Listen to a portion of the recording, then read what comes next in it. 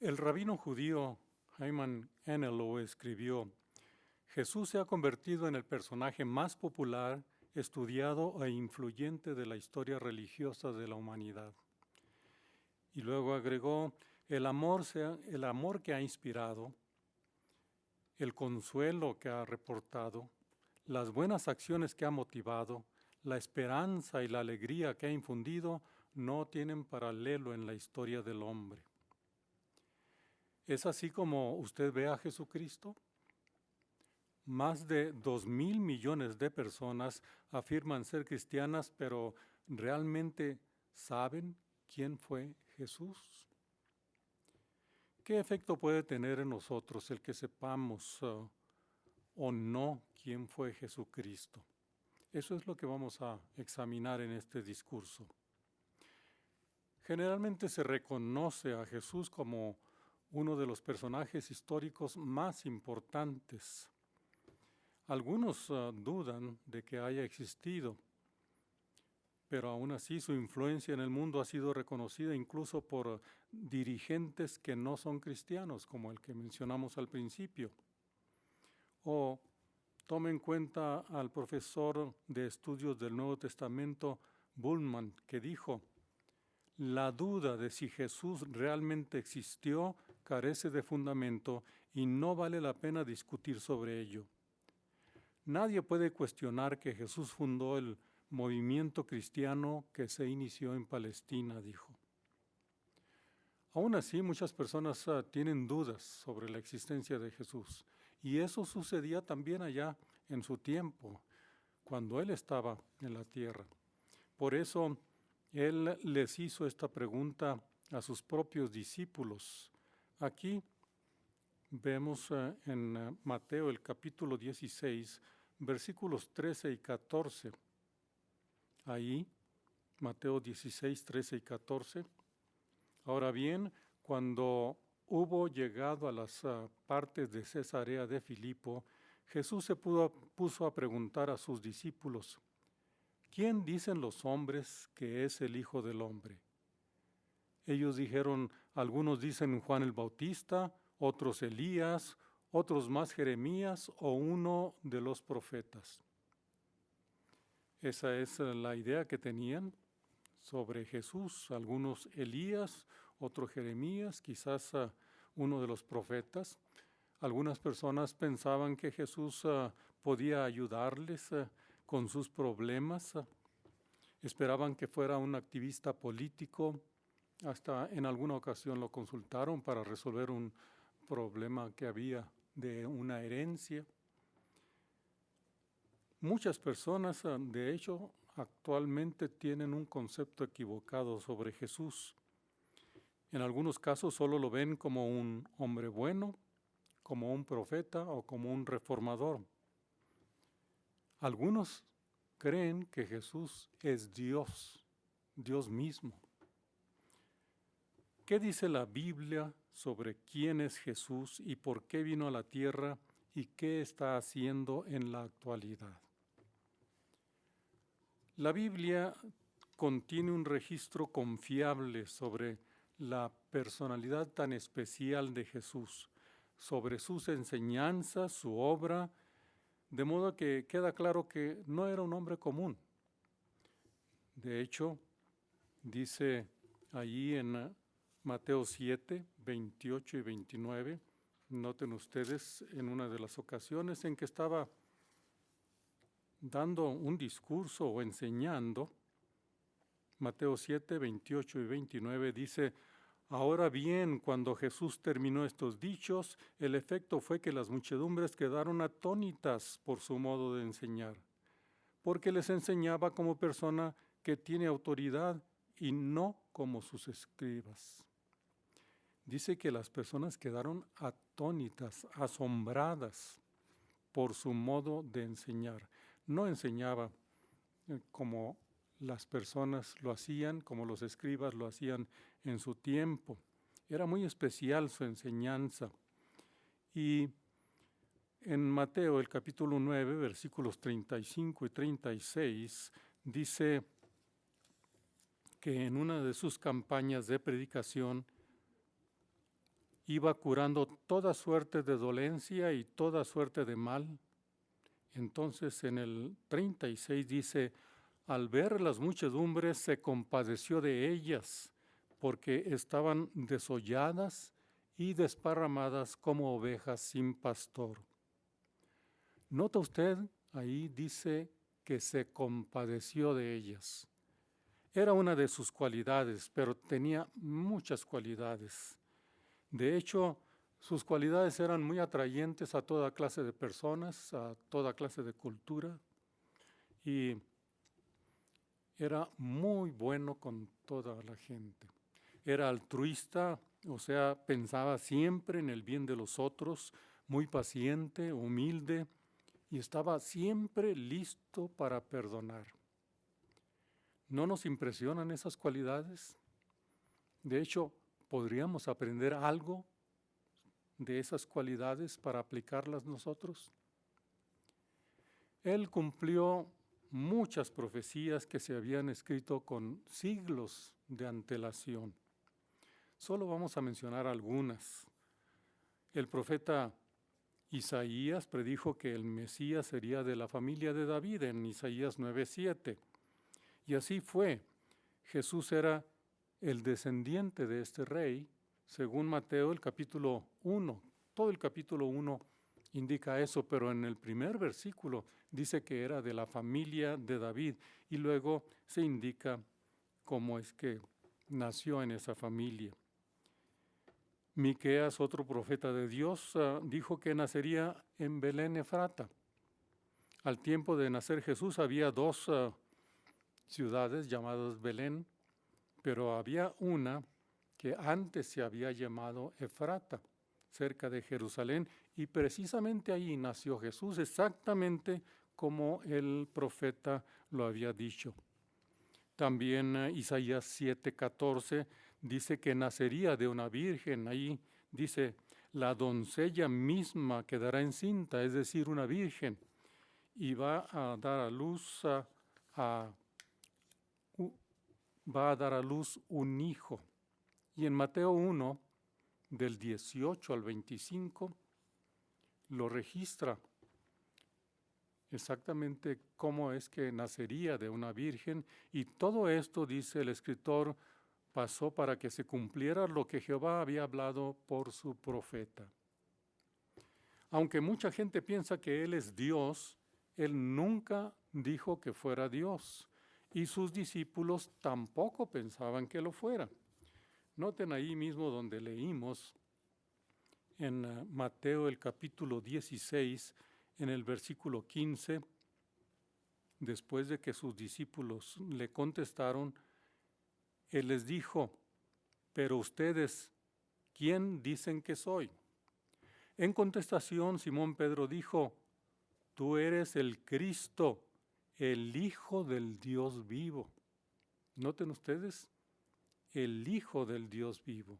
Y eso es lo que él decía, que era el Hijo de Dios. De hecho, sus enemigos lo acusaban no de que hubiera dicho que era Dios, sino que decía que era el Hijo de Dios. Y él siempre se dirigía a Dios para ayuda e indicó que siempre enseñaba lo que Dios le indicaba que enseñara. Por ejemplo, en Juan 7:16 dice, lo que yo enseño no es mío, sino que pertenece al que me ha enviado. Jesús vivió en el cielo antes de venir a la tierra y también dijo, porque he bajado del cielo para hacer la voluntad, no la voluntad mía, sino la voluntad del que me ha enviado. Él siempre dependía del Dios Todopoderoso. De hecho, fue la primera creación de Dios, se le llama el primogénito de la creación y se le llama el unigénito porque fue el único que Dios creó con sus propias manos y luego, de acuerdo con Colosenses 1:15 y 16, Él lo usó para toda la creación. Pero Él estuvo en el cielo, entonces, viviendo con el Dios Todopoderoso por mucho tiempo, por una gran cantidad de años. Entonces, Él después fue enviado a la tierra con un propósito especial. Y es ahí donde podemos entrar nosotros, es decir, el beneficio que tenemos, porque en Juan el capítulo 3, por favor vean el versículo 16, Juan, el capítulo 3, notamos las palabras que indican de cómo fue entregado para que viniera y diera su vida por nosotros. 3:16. Porque tanto amó Dios al mundo que dio a su Hijo unigénito para que todo el que ejerce fe en Él no sea destruido, sino que tenga vida eterna. Pero Él entregó su vida para toda la humanidad. Y es que dice que amó Dios tanto al mundo que dio a su Hijo, para que todo el que cree en Él, no dice para que todo el que ejerza fe en Él no sea destruido, sino que tenga vida eterna. ¡Qué maravilloso! Por medio de aprender lo que Jesús enseñó y entonces ponerlo en práctica, podemos tener vida y nos beneficiamos del sacrificio redentor de Jesús.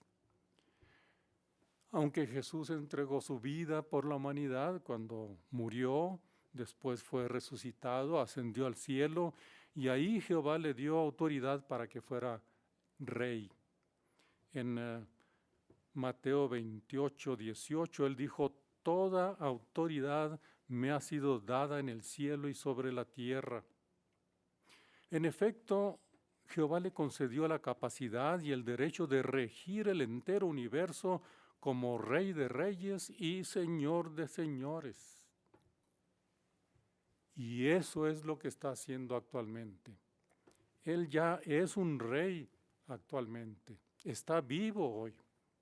No es ese bebé que la gente recuerda como el llamado niño Dios cada fin de año, ni tampoco esa figura dolorosa que la gente adora, crucificado. Él es un rey gobernante instalado por Dios para gobernar toda la tierra. ¿Y cómo necesitamos un gobierno así? Precisamente el sabio rey Salomón declaró que el hombre ha dominado al hombre para perjuicio suyo. Y nunca como hoy vemos esa realidad. Cuánto sufrimiento, cuánta injusticia, y las personas buscan una solución para sus problemas y no la encuentran y no hay nadie que pueda ayudarles. Pero Jesús es nuestra esperanza. Él tiene las cualidades y habilidades de un líder. ¿Quién podría ser mejor que Jesús para ser el gobernante de la humanidad? Cuando estaba en la tierra demostró que podía ser caudillo y tener la autoridad sobre la gente para su propio bien. De hecho, en la Biblia se le llama Mesías, el caudillo. Hasta demostró que tiene poder sobre las fuerzas de la naturaleza, sobre las enfermedades y sobre la muerte. Si ustedes van al relato ahí de Marcos, el capítulo 4, los versículos 37 al 39, ahí se indica que en una ocasión estaba en una barca con sus discípulos y se desató una gran tormenta mientras él estaba dormido. Sus discípulos lo despertaron asustados y en el versículo 39 dice: con eso él se despertó y reprendió al viento y dijo al mar: silencio, calla. Y el viento se apaciguó y sobrevino una gran calma. Imagínense tener poder sobre las fuerzas naturales. Pero así podía curar a personas y curó a muchos enfermos de diferentes enfermedades y levantar a personas de entre los muertos. Solo veamos uno de los ejemplos en Juan, el capítulo 11. Todo el capítulo 11 trata sobre la resurrección de Lázaro. Y finalmente Jesús llegó hasta donde él había sido puesto en una tumba y entonces dio algunas instrucciones después de haberse encomendado a Dios. Y entonces, noten ustedes ahí al final, en los versículos 43 y 44, dice ahí, 43 y 44 del 11. Y cuando hubo dicho estas cosas, clamó con fuerte voz: Lázaro, sal. El hombre que había estado muerto salió con los pies y las manos atados en envolturas, y su semblante estaba envuelto en un paño, y Jesús le dijo: desátenlo y déjenlo ir. Pues nos maravillamos de la resurrección, pero lo que queremos considerar aquí es la fuerza de mando que tenía. Él dijo: Lázaro, sal. Por supuesto, tenía el apoyo del Espíritu Santo de Dios.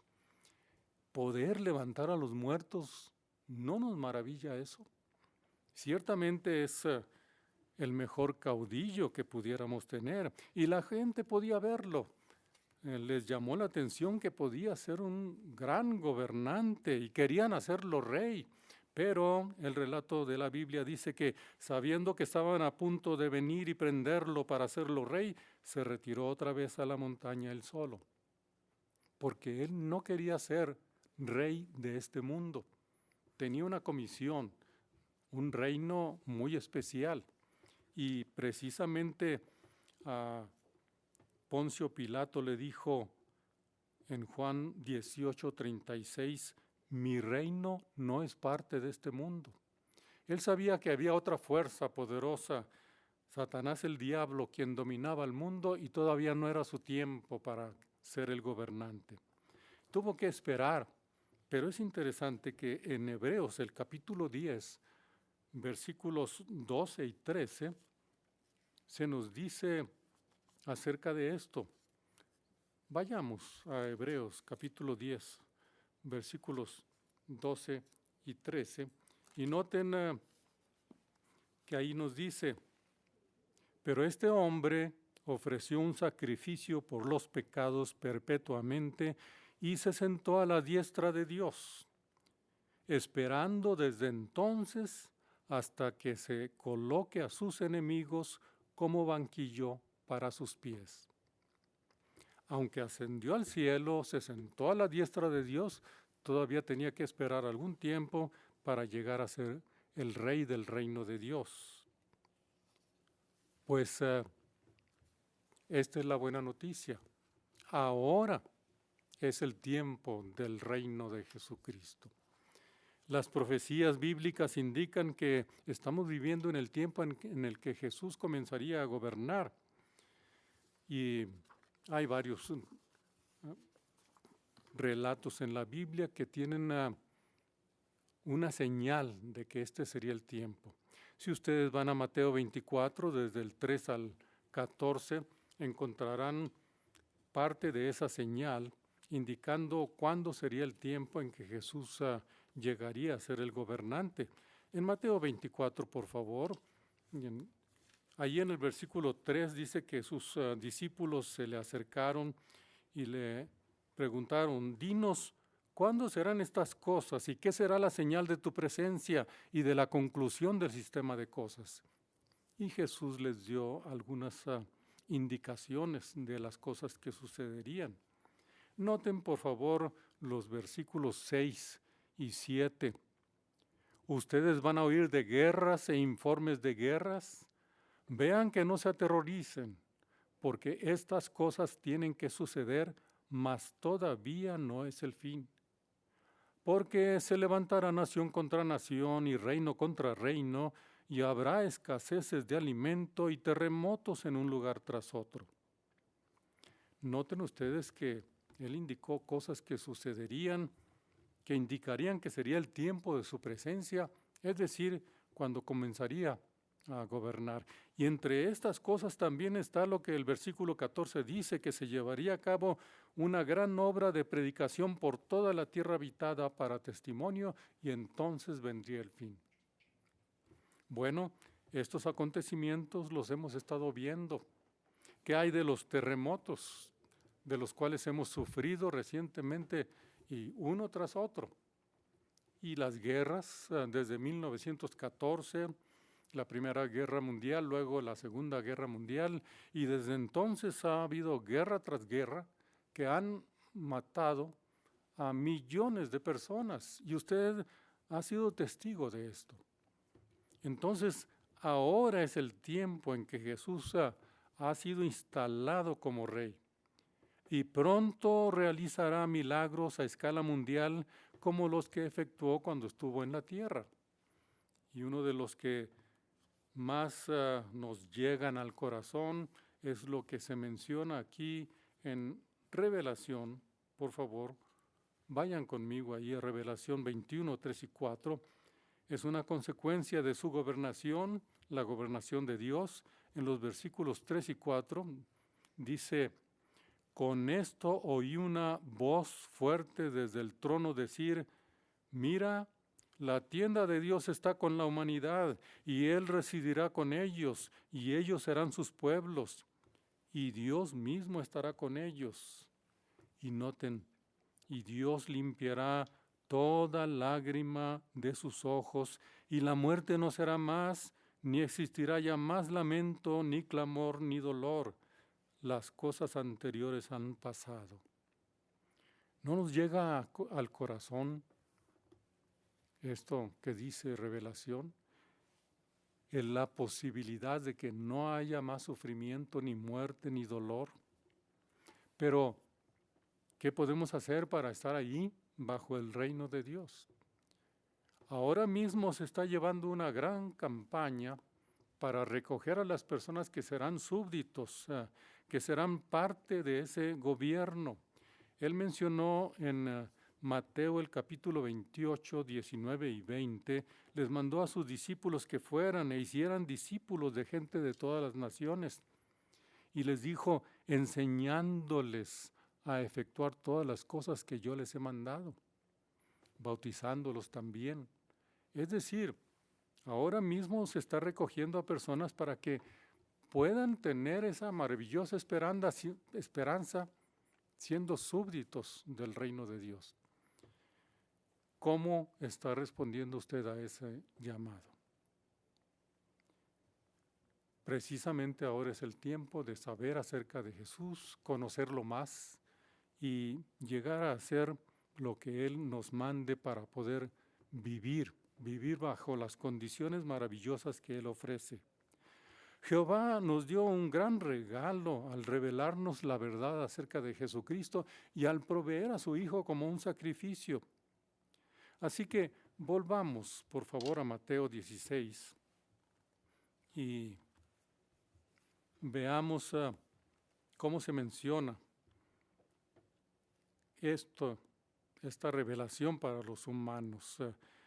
Volviendo al versículo 15 que dice, Él les dijo, ¿ustedes quién dicen que soy? En contestación, Simón Pedro dijo, tú eres el Cristo, el Hijo del Dios vivo. Y noten lo que Jesús dijo. En respuesta, Jesús le dijo, feliz eres, Simón, hijo de Jonás, porque carne y sangre no te lo reveló, sino mi Padre que está en los cielos. ¿Quién reveló quién es el Hijo de Dios? ¿Y qué hacía y qué haría? El Dios Todopoderoso está muy interesado en que conozcamos quién es el Hijo de Dios. En este caso dice, te lo reveló el Dios Todopoderoso. Así que aprendamos más acerca de Jesucristo, de quién es en realidad. Aprendamos acerca de Él, de sus cualidades, de su modo de ser, de sus promesas. Noten por favor estas palabras tan atrayentes de Mateo el capítulo 11, los versículos 28 al 30, que nos hablan de la personalidad de Jesús, pero hay una lección para nosotros ahí. Mateo 11, 28 al 30, vengan a mí, dice, todos los que se afanan y están cargados, y yo los refrescaré. Tomen sobre sí mi yugo, y noten, y aprendan de mí, porque soy de genio apacible y humilde de corazón, y hallarán refrigerio para sus almas, porque mi yugo es suave y mi carga es ligera. Aquí nos da a conocer cómo es Jesús y nos sentiremos bien al conocerlo, pero también dice, aprendan de mí. Ayúdenme con el trabajo y aprendan de mí. Bueno, eso significa que hay algo que tenemos que hacer. De hecho, el apóstol Pedro también mencionó en 1 de Pedro, el capítulo 2, versículo 21, que Cristo sufrió por ustedes dejándoles dechado, es decir, un ejemplo, para que sigan sus pasos con sumo cuidado y atención. Eso es lo que necesitamos hacer. ¿Por qué no hacemos el esfuerzo de examinar más la vida de Jesús en los evangelios? Una hermana a la que le encanta hablar acerca de Jesús dice que cuando lee los evangelios trata de introducirse en el relato como si estuviera allí viendo a Jesús llevando a cabo sus milagros y escuchándolo predicar. Eso me ha ayudado a verlo como una persona real y entender su personalidad. ¿Sí? Conocer la verdad sobre Jesús nos puede beneficiar para siempre. Y es lo que dice allí en Juan el capítulo 17, el versículo 3. Véanlo por favor en su Biblia, Juan 17, 3. Voy a leerles con una ligera variación, tal como se ha hecho la traducción de como dice en inglés. Dice, esto significa vida eterna, el que lleguen a conocerte a ti, el único Dios verdadero, y a quien tú enviaste, Jesucristo. Que lleguen a conocerte a ti, a Dios, y que lleguen a conocer a Jesús. Es muy importante. ¿Qué significa? Vida eterna. Entonces es algo que nos afecta. Es un asunto muy importante. Es un asunto de vida o muerte. Significa nuestra vida eterna está en juego. Es común oír que Jesús vino y entregó su vida por la humanidad para que pudiéramos vivir, para que tuviéramos vida eterna. De hecho, dice en ese versículo que hemos leído. ¿Cómo es posible que la muerte de un hombre pueda darles vida eterna a muchas personas? ¿Tiene algo que ver con nosotros la muerte de Jesús que ocurrió hace casi 2000 años? Estas preguntas se responderán en la conmemoración de la muerte de Cristo. Y vamos a ver un video que trata acerca de esto. Imagine un mundo en el que se viviera en paz, sin sufrimiento, con alimento en abundancia para todos y con salud perfecta.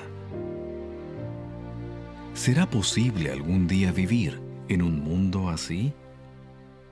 Sí, gracias a lo que Jesús hizo por nosotros.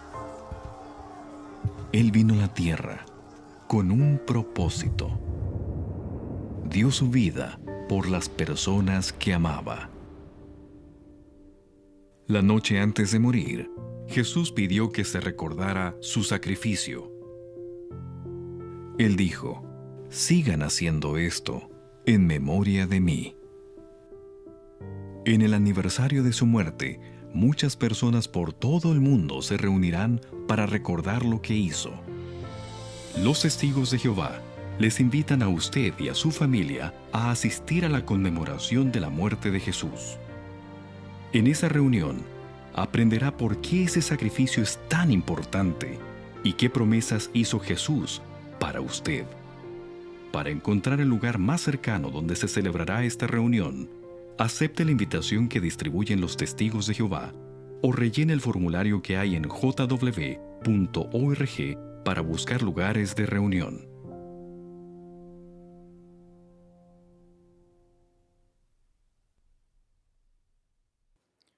Así que dele la máxima importancia a aprender quién es Jesucristo en realidad. Es el medio que Dios usa para darnos vida. De hecho, Juan 14:6 dice, él mismo responde, Jesús, yo soy el camino y la verdad y la vida. Nadie viene al Padre sino por mí. Es el único medio para llegar a Dios. Recuérdele, yo soy el camino y la verdad y la vida.